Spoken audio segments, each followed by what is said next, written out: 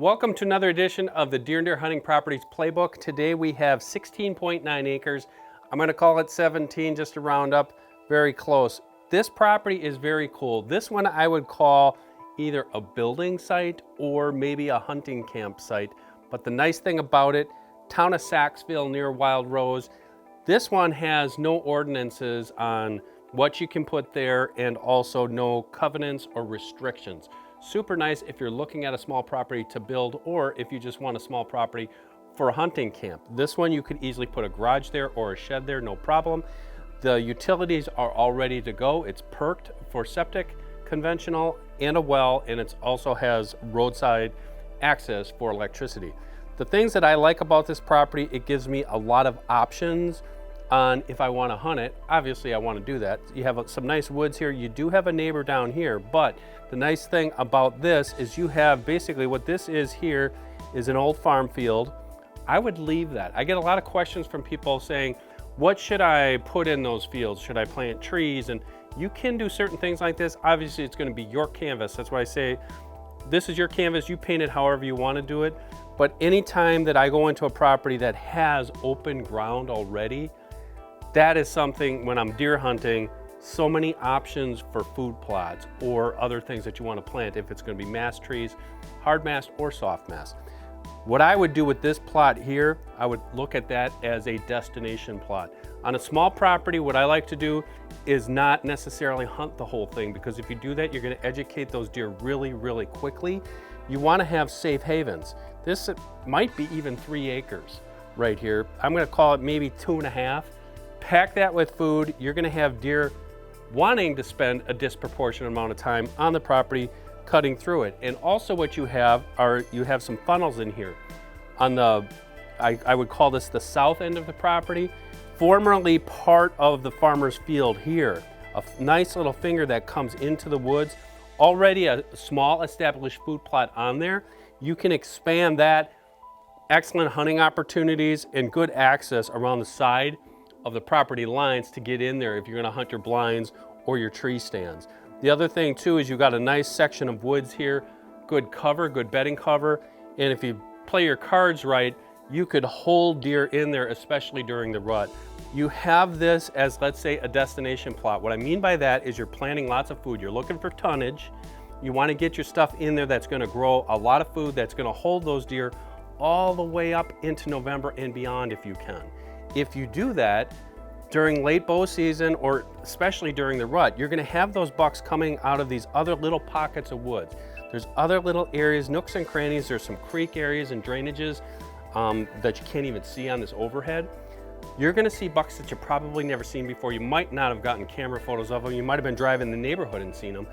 They start moving during the rut. They start scent checking these areas because they know they're safe. And they know that does are in there a lot because the does are going to be feeding. They don't change. Bucks change, does don't. So that's why I like to have my blinds in good proximity of bow range. Gun range, not a problem on a field like that. But during the rut, I get a buck scent checking here. Really good chance he's going to walk right in front of me. Next up on Deer Hunting Properties, we're going to get behind the scenes on purchasing a property between the appraisal, market analysis, and the financing. You're watching Deer Hunting Properties. Deer and Deer Hunting Properties is brought to you by Analogics, perfecting the science of deer feed. Ready to harvest a giant? Let Analogics help you attract, hold, pattern, and grow trophy bucks. Analogics, because there is no off-season.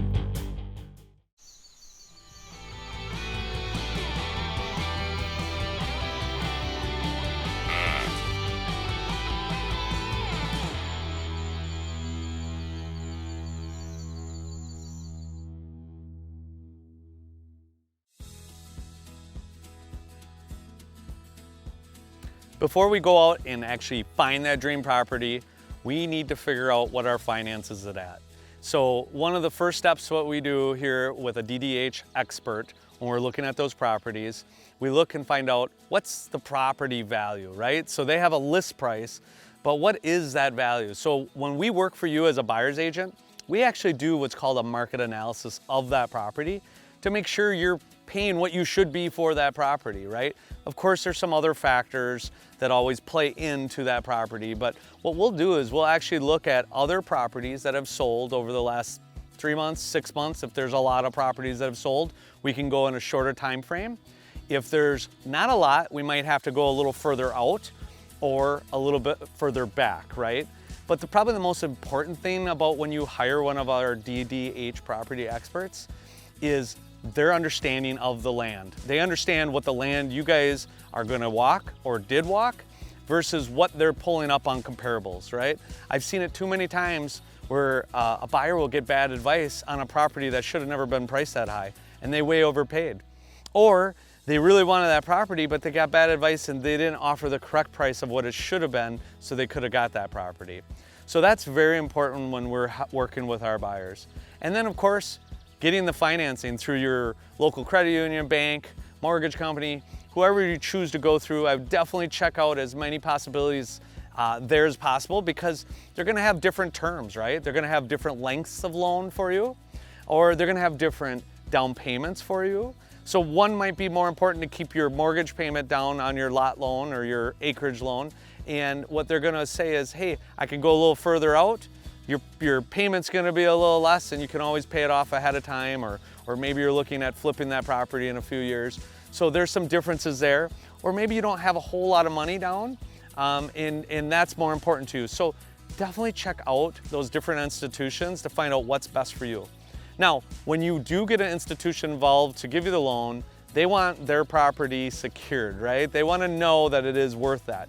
So they're gonna hire a third party appraiser, okay? So basically they put out, hey, we have so-and-so, they're gonna purchase 40 acres over in this area, and then they put it out there, and whatever appraiser grabs that work order, they go out there and appraise it, right? So part of the appraisal process can get a little tricky if it's deficient, right? So let's say you paid $200,000 for a property and the appraisal comes in at 180, right? So now we have some things to do here. What do? The seller's like, well, I want 200.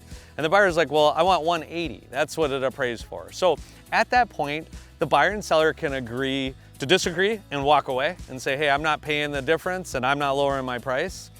Or the buyer and seller can come up with agreement. Hey, you know what? Let's meet in the middle, where the buyer puts a little bit more money down on their loan to help satisfy the bank, and then they come to that agreement.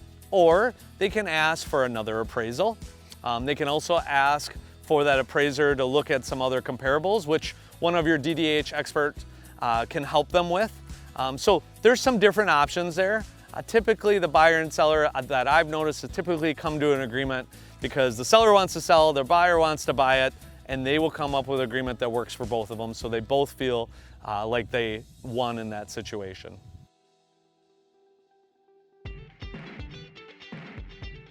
So sometimes with those differences of appraisals, let's for example say that $200,000 property that comes in at 180 by the appraiser, you know, that appraiser's going out there, I don't know if they hunt, maybe never ever hunted in their life, so they might not be looking so much of what are the trophy whitetails that are running around there. They're looking more as, is there ag land there?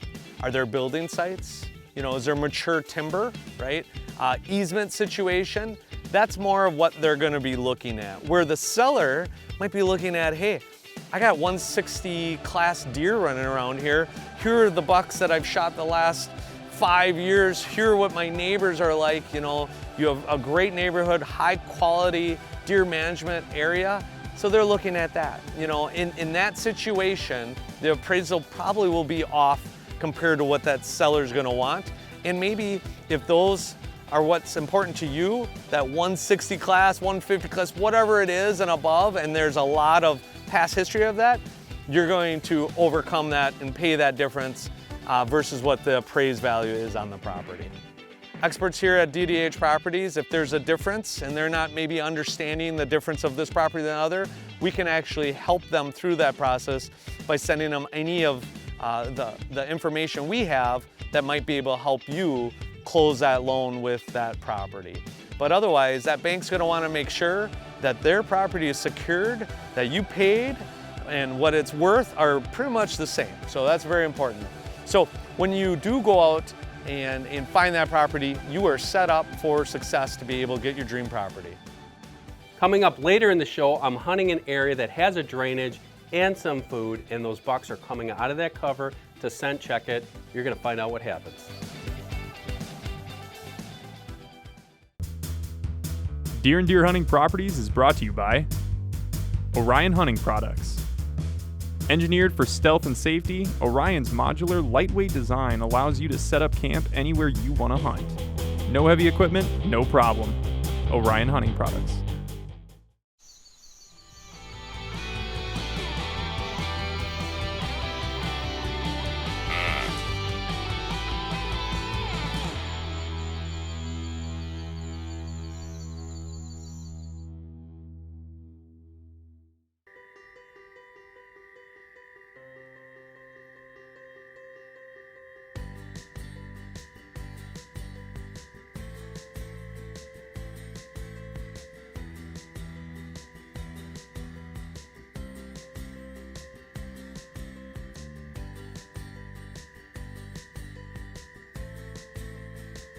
Hey, Tim here from Analogics Outdoors. Today I want to talk about protein supplement, and it's a very important thing to do in the times of the year that everything is done growing. So when you think about when the deer have lost their velvet, all the lush green vegetation they had during the growing season is becoming non-existent. That's where protein really comes to be important, because the deer really need that extra protein to help get them in tip-top shape going into the rut, because that's going to be a intense, long marathon where they're basically just running around and not ingesting very much. So we've got a couple different options here, and it's basically a trade-off between intake and longevity. So obviously with a granular protein, this happens to be the Black Ops Deer Anthem molasses protein feed. That is going to be something they will utilize instantly and very quickly because of the intake is so well, because it's in granular form. If you're looking to do more of a long-term supplement in terms of protein, then the Deer Anthem molasses block would be the way to go. This is a 25-pound block, and where we are, we can usually get at least a month out of one of these blocks. It really all depends on how many deer are utilizing the site, but to get the best of both worlds, I actually like to put them both out in the exact same spot. So I put a block out, and that's going to be your long-term protein supplement, and then you put a granular bag right on top of it, and that way you've got the best of both worlds. You've got intake and longevity. So the important times of the year for this are going to be right before the rut, all the way through the winter, before the next growing season starts. So that's usually from October through March, and that's a time when natural protein sources have dwindled, and you got to give the deer something a little beyond what nature does, so that you know when the next growing season comes around, your deer are going to be in tip-top shape. They're going to hit the ground running in terms of antler growth because they've got everything they need. So that's all you need to help supplement your herd, is a good quality protein block and then also a granular protein feed.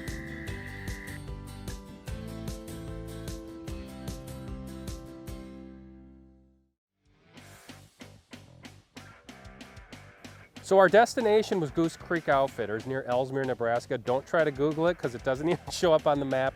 Very small town, pretty much in the middle of nowhere. But this is family land from Scott and LaKayla Fink, and they've come back from the city life to go back to their roots and cattle ranching, and they have a wonderful operation. It's a working cattle ranch.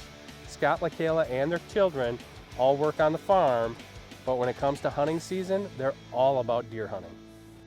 First sit, we go out, we're in a ground blind.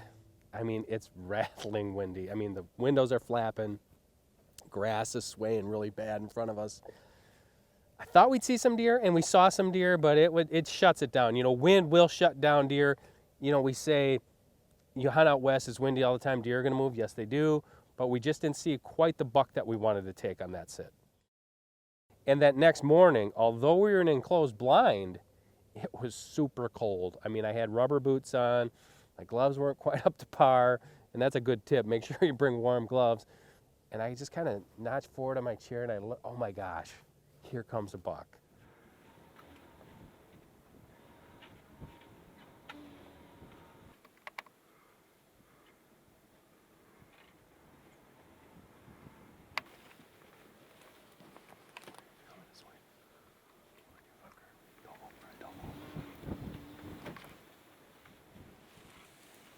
That buck must have caught just a tiny bit of our scent. He turned and he went the other way. That's the rut. You never know when it's going to happen. This segment of Deer and Deer Hunting Properties is brought to you by Easy Cut Products. Quality hand tools guaranteed for life. Easy Cut Products.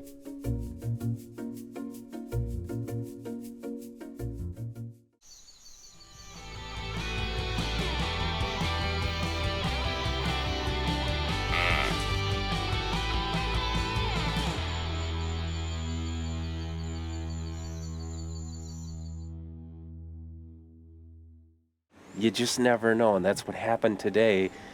Is we're getting bored. We hadn't seen it. We saw some deer just like a long ways away, nothing close. Hang on, let's just check out the side. I peek out the side. Comes a really nice buck. He was about 200 yards away when I saw him. I just saw a little glitter, and he ducked into the swamp in front of us. He was scent checking it, came through the swamp, but at the very last second he turns, and I couldn't get a shot. But always check every direction around your blind before you get out. You just never know when a deer's gonna sneak in on you. It happens so many times when you have a close call, you're rewarded with something even better. And that's what happened on this day. That morning, really low. I mean, really low, didn't get that buck, really wanted that buck. Scott said, you know, just hang tight. I got another spot. It's a little drive. It's about 20 miles down the road. Well, we're driving in there, and sure enough, deer are just running all over the place. It's in the middle of the afternoon. I'm like, did we scare them all away? He said, no, there's so many deer down in that cottonwood bottom. He said, just sit tight and be ready and be on your toes, because he said they could come from anywhere. There he is.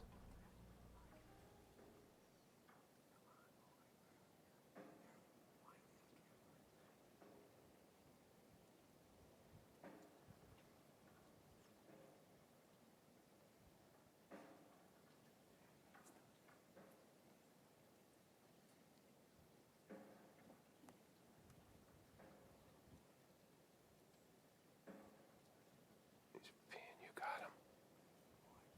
Good. It's good B-roll. It's a nice buck.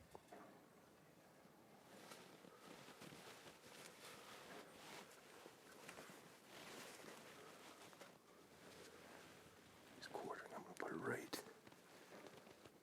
right behind right there.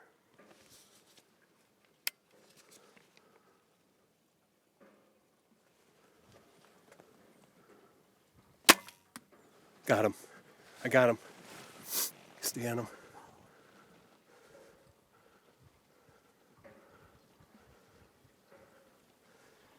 Right there.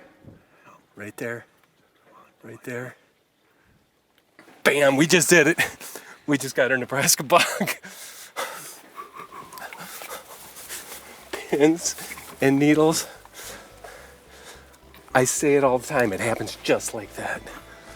We are covered up in deer. It's the rut, and you never know what's going to happen. We've been sitting here. We have deer just pouring out of this river bottom. Oh my gosh, look at this. Yes, look at that. Oh, he's beautiful. He is beautiful.